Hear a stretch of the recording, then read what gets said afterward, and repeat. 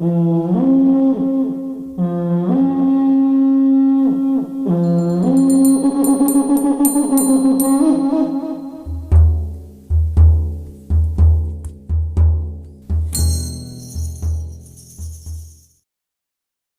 GaulCast. I am Arto, and we have a special episode for everybody. I'd like to introduce everybody to Rhea. Hi, all. So we're taking a small detour from our talk about the Gaulish traditions, just to have a conversation about the different practices between the tribes. And but first things first, Rhea, tell us a little bit about yourself and Hi, all. how you came onto this path. Absolutely. So like a lot of people of my generation, kind of found out about paganism as a concept in high school. And I went through all the basic steps, found my way through a few different paths before I really came to Celtic polytheism. And you hear a lot about the Tua or the Mabinogi, but you don't really hear much about the Gaulish deities. But I came across a book, I forget who it's by, but it's called Ancient Fire, and it references all the Gaulish deities. And I thought that was really cool because you don't hear about them too often. And I put that down for a little while. But at one point, there was one name that I remembered that just kept going through my head, and it was Serana. And I felt a lot of connection to her, the snakes, the refreshing waters, the lunar aspects of her. And I was actually on a plane down to Florida to visit my family for my father's wedding, and I don't do well with flights. And I remember at one point being on the flight and having a conversation with her and being like, look, if you get me through this, then you and I are going to have some serious conversations. And well, I'm through it. So since then, that was a little under a year ago, I've been a pretty solid devotee of Sarana. But polytheism in its form is that there are more than one god to worship. And so I have been branching out and just trying to connect with different deities, be them local land spirits or well-recognized deities of any kind of pantheon. But I am very specifically a servant and devotee to Sarana. That's awesome. Yeah, Sorona's definitely one of the more popular day was. And that the book Ancient Fire is Segamaros Wendugeni. I have that book myself. Okay. Yeah, that's really that's awesome. That's a really cool story. I know Sorona. I think in my research, there's a few tribes that really had a very heavy focus on Sorona. So it's not surprising that she's a big presence in your practice. Absolutely. So yeah, we're just talk about the diff and how. Sorry. Take your time.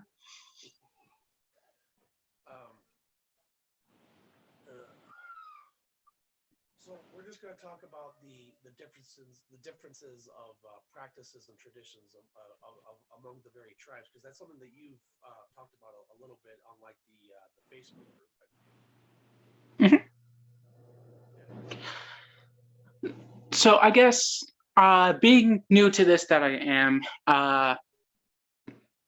one thing about the GaulPol community is that we're small. And so there's a lot of interconnectivity between the online platforms and groups. But the issue is that because we're small, there is not much information that is as readily available as you would have for other deities or other cultures. And so it's hard to find a consistent, to-do or how to practice manual that you'd be able to find with others. And frankly, I'm grateful for that because it avoids dogma and it avoids cultural gatekeeping. But the downside of that is that it's hard to really put together your own practice, put together your own praxis. And there's a lot of UPG involved and a lot of just trying something until it works. And I think that is something that, because there isn't a lot of information that is retained from the Gaulish era, because of Roman colonization or whatever the case may be, it's not there. And so something that I found a lot of peace in that recognition with is the idea that there was no singular unified way to worship. A lot of the deities that we think of now as these grand presences that would have been worshipped across all the tribes just isn't the case. They would have had local land deities that they worship. They would have kind of exports from different cultural pantheons that they gave their own names to. They would have all kinds of different interpretations and their own deities of the natural world around them. And that's I have dealt with some gatekeeping in my time when it comes to paganism, and so it's been very easy for me to get discouraged. But one thing that has kept me going and kept me on this practice and what's kept it alive is the idea that there is no one way to do it. There are no singular gods, singular paths you have to worship. And I think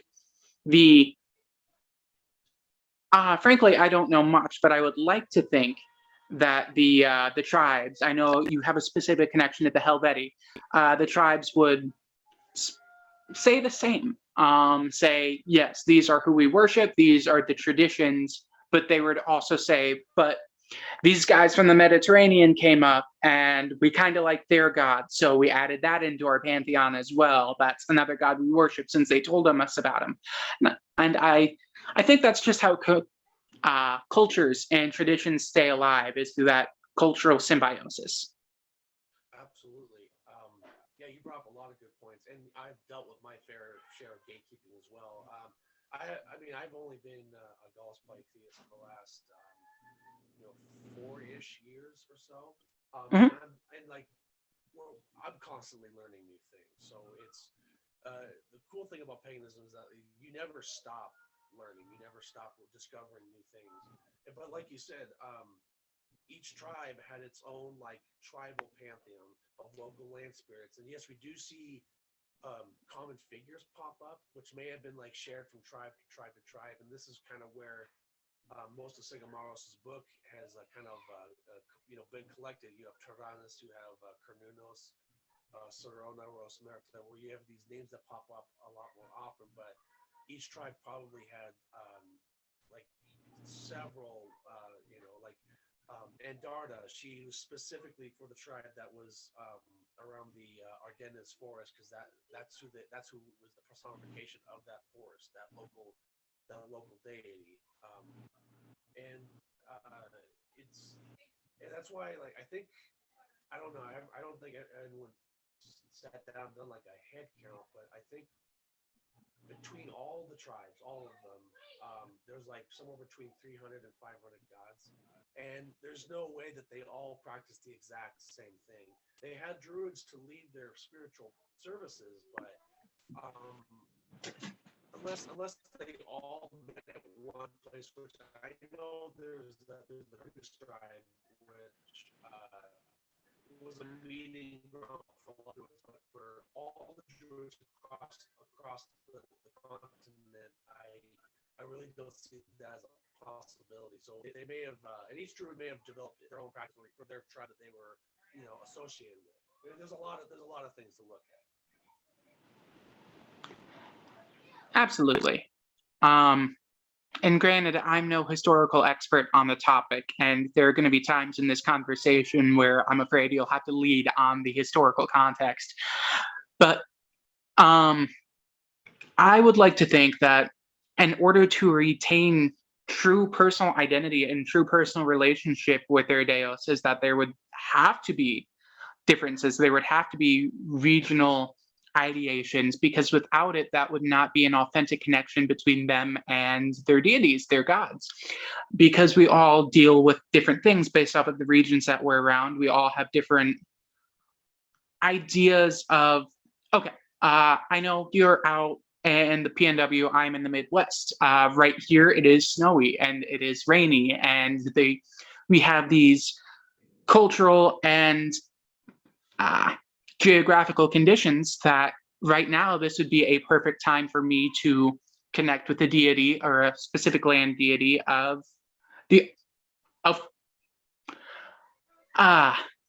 sorry, it's been a long day, of this specific region of something rainy, of something cold, a winter deity, whereas for you it might be something completely different. And I think one thing to recognize is Gaul was huge.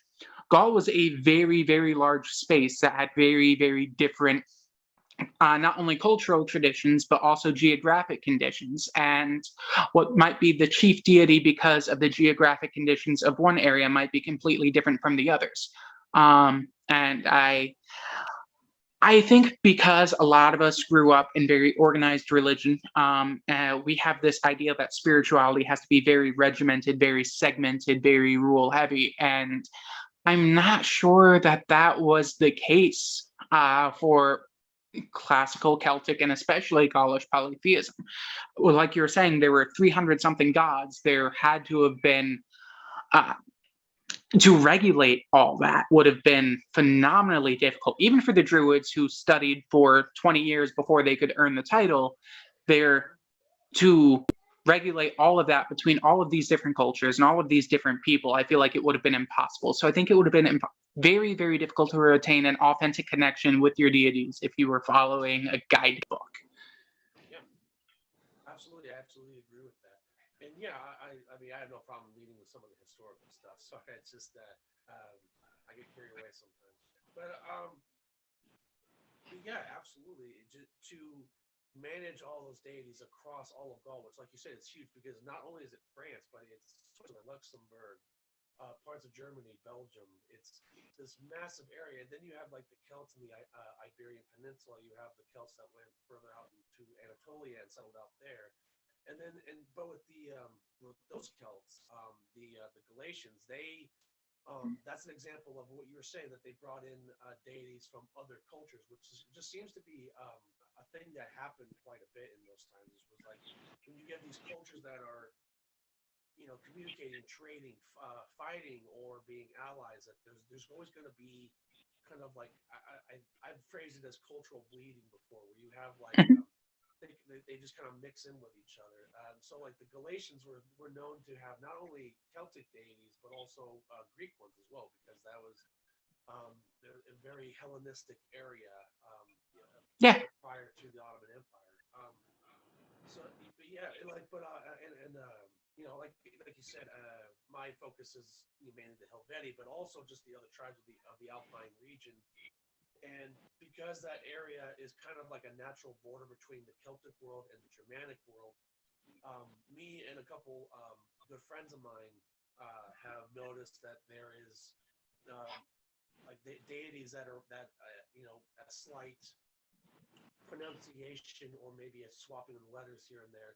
And this god over here is like it could be this god over there. So there may have been dramatic adaptations as well. And I have to read more of Selg's stuff, but I think there's the same case could be said with the Belgae up in Belgium as well, because that was also a very Germanic area as well. Mhm.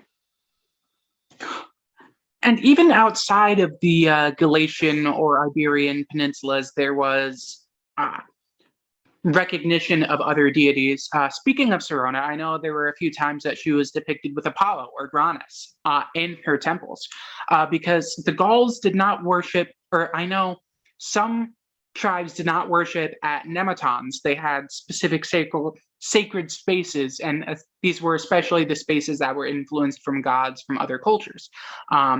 Specifically, I think there was a place on the in Romania that was a bathhouse that Sirona was worshipped at, and there were depictions of Apollo and depictions of Granus, and that was her consort. And I think there were some other deities that were depicted with consorts from specifically separate pantheons. And a lot of times you get people nowadays, purists and reconstructionists, who talk about the dangers of pantheon mixing, when ultimately that doesn't make much sense to me, because they were doing it in the classical era just as a product of cultural exchange.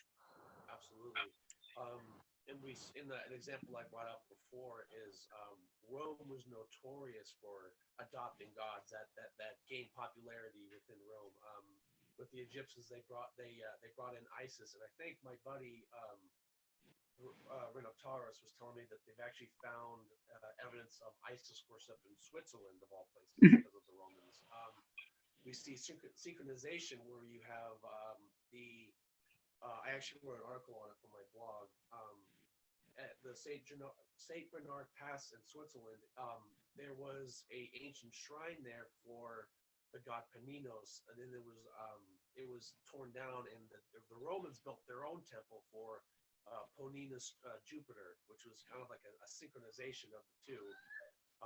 So it's and then not only that, but the Romans also adopted Epona big time because they didn't have a horse goddess for their cavalry to kind of look up to and pray to before battle. They adopted the smithing god Gobanos, but they kind of merged him with Mars, and they named him Kobanos. So they're you'll see full-on adoption like with Epona, or you see like synchronization like with Paninos or Kobanos, and it's just common practice. Not just, I mean, Rome was just a big example because we're talking about Right. Iron Age Gaul, but you see that kind of stuff all over the place. Deities just kind of crossing borders and just kind of getting that culture's flair. Like there's a case to be made that going outside of Gaul for a bit, that like Thor, when that tradition spread to east into the Baltics, that Thor kind of morphed into Kunas, who is rightfully his own deity, but shares a lot of features with Thor. Right. So there's a lot of things to look at with that kind of thing. But these gatekeepers and purists don't want to recognize that. They, for whatever reason, they just have like this weird, narrow, just blinders on binary. No, this has to be this. It's absolutely ridiculous. I've actually been doing my fair share of arguing with a couple of them on the North side of things on TikTok. But that's that.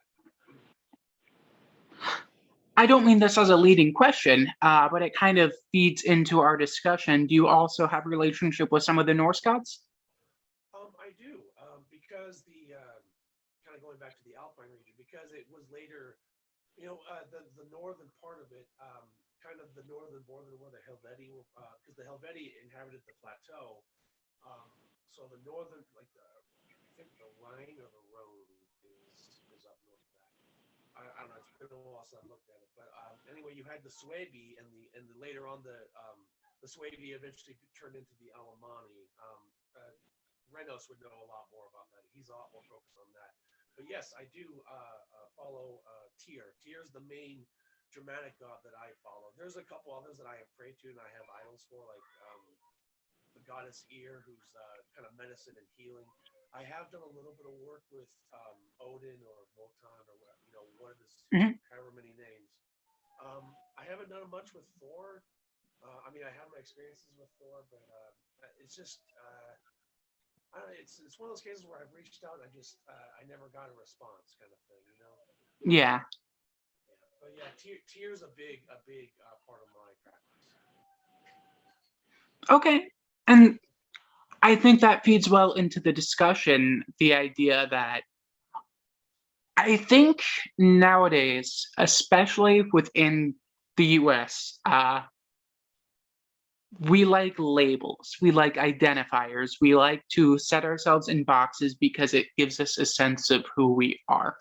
And I was talking to a friend of mine who, very, very wise man, I consider him one of my spiritual leaders, but I was talking to him about how I have established connections with a lot of the Gaulish deities, Kurnanos and Sarana, and I'm working a little bit with, now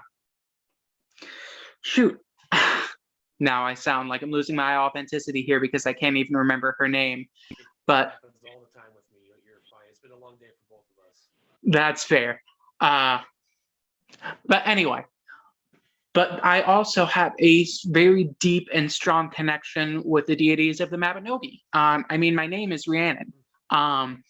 And there was a long time where I felt like I had to choose, like this was a binary option. And if there's one thing about me you'll learn, I can't stand binaries. I think they're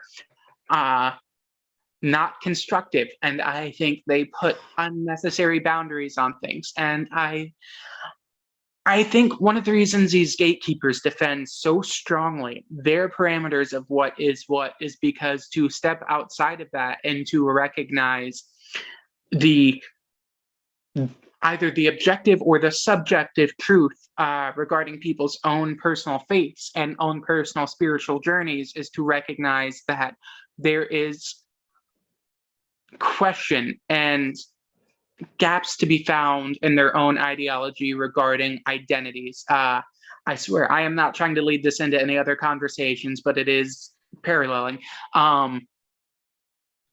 And so I think I think a lot of young pagans will fall into that line of not knowing where to identify themselves with because they have relationships or they have associations with different cultural identities, different cultural deities. And I think to try to confine yourself to that is ultimately destructive to your spiritual journey. And I think people, and this is something that I'm still learning, you can have a relationship with a deity that is real, that is valid, but then you grow and nobody expects you to stay the same for your entire life. And you can consider it we had our time together and we'll still, communicate, but I am moving more towards this direction in my life now. And then you discover a different deity. And I don't know. I'm not going to be so arrogant as to call deities friends, but I think they are personal relationships, and personal relationships grow and evolve, and you can add more and you can take them away. And I get frustrated with the boxes that people put around faith. And I think the biggest thing is if you are not being culturally appropriative, if you are staying outside of closed practices, UPG is a completely valid thing that gets looked down on a lot by people who are very, very intellectual about their spirituality, but maybe not the most emotionally involved, if that makes any sense. No, absolutely. And I couldn't agree with you more about it. Everything you just said there. I've been trying to make videos on TikTok explaining those kind of things. Because I've had gatekeepers go as long, because I've dealt with your typical racists where their view of the world is so warped and toxic that they will read for this example, they will read the Eddas and they will interpret it in this completely bizarre way that somehow justifies their point of view.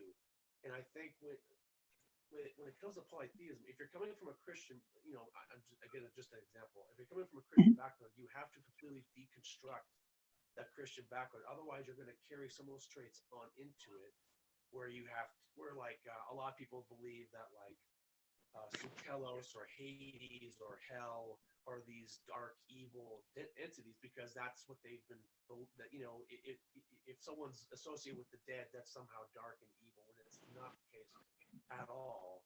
And I've met with gatekeepers that because you and I are American, I've been told just accept that you're American, and that essentially trying to close off just because I can't, essentially saying that I can't connect with my roots or in any way. That's how I discovered the Helvetes, because I want, because being American and my family is fairly Americanized, where we didn't have a whole lot of Swiss traditions in my household. I wanted to find out more, and that's when I eventually discovered the Helveti, and then from the Helveti I discovered these other Alpine tribes, and I wanted to connect more with that. I felt this strong, connection, and I felt like, just feeling complete is Yeah. I guess the best way I can explain it. And so when I'll go on the Discord and stuff like that, and I see people who they discovered Gaulish Polytheism because they did something similar, where they just their family's American. There's not much connection to where they came from, so they'll do a DNA test, or they'll find out that where their family's from. Maybe someone in their family's a historian or whatever. and they find, okay, well, they find this area in Europe that their family came from, and they may discover a tribal name because Rome, fortunately, they love to keep trophies of the tribes that they conquer. That's how we have all these tribal names still left over. And then they'll find that there's one or two gods that these tribes may have worshipped, but you and I both know that there was probably way more local deities that were part of that tribe's pantheon. And so it's just with all these gatekeepers finding weird, like you said, binary ways to look at things. It's harmful because if I had believed those people that said you cannot, you're American, just be American. When we're on, we're living in America, which was taken from the indigenous people, a land that I don't really feel connection to. I mean, I love the Pacific Northwest, but there's spirits here that are part of the indigenous community. Like I've worked with the spirit of the Spokane River. I didn't give her a Gaulish name or an American name. I couldn't find an indigenous name for that river except for Spokane River. So that's just what I call it. I have an idol dedicated to her because of what she's, how she's affected my life and how she's helped me out. Mhm. But yeah, it's a never-ending fight with these people that just want to keep people out for one reason or another. It's interesting you talk about working with the local deities and recognizing that we are on stolen land. And the idea that how are we as descendants of the people who stole this land supposed to connect with those who took proper care of it and foster those relationships? Um, and I can say personally, I'll go out and I'll walk by the streams and I'll lay tobacco down at the trees and I'll talk and I'll do my best to connect while also, trying to be the one who goes out to the woods and picks up the trash that people leaves and I'll bag up the dog waste that people leave and I'll try to be a good caretaker for the land while also recognizing that this is not my land. It's not anybody's land. But it is to be in a place that you know is not yours. I remember one of the first episodes you were talking about the Gaulish virtues, and one of them is to be a good host and to be a good guest. And within that, as both hosts of the environment that we are in legally and guests of it spiritually, it is our job to maintain and take care of it. And if we don't do that, then what we're doing is we are falling right into the trap of taking it for granted, like everybody has done before us. And I can say, going back into the discussion of being an American and not having those cultural roots and not feeling like you belong here, I was actually having this conversation at a dinner party earlier tonight. We I know you served in the Marines. I grew up in a military family, so I moved from place to place for a while, and we didn't have any cultural traditions. All our traditions came from the military, and so we didn't really have anything that was unique to our family line or unique to our raising. So later on, as I started connecting to, okay, this is where my family came from, and this is the line that I traced, and finding commonality in that, I started to recognize the places where I felt drawn to. And yes, we are American, and I fully believe that we have to recognize that and recognize that this is where we were raised, and I personally don't feel that we have the right to walk into these places that our ancestors were from and say we grew up in these traditions belong to us. But I do think we have to look at them and try to implement what we can from them because they are our roots. They are the things that spiritually we come from. And I think it is healthy to try to reconnect that into our daily life the best that we can. Yeah, absolutely. That's a great point.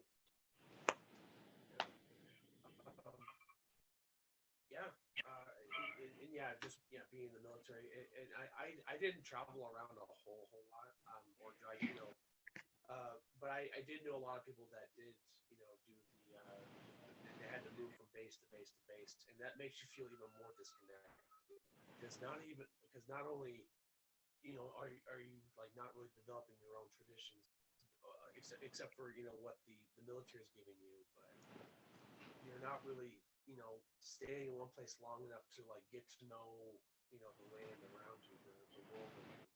So things like that can make you feel very disconnected. And there is a diasporic element to any pagan religion, especially in the modern era where, okay, these, like you were saying, these tribes had local deities that they worked with that we know nothing about. How are we supposed to reconnect to those when all of that cultural history has been wiped out?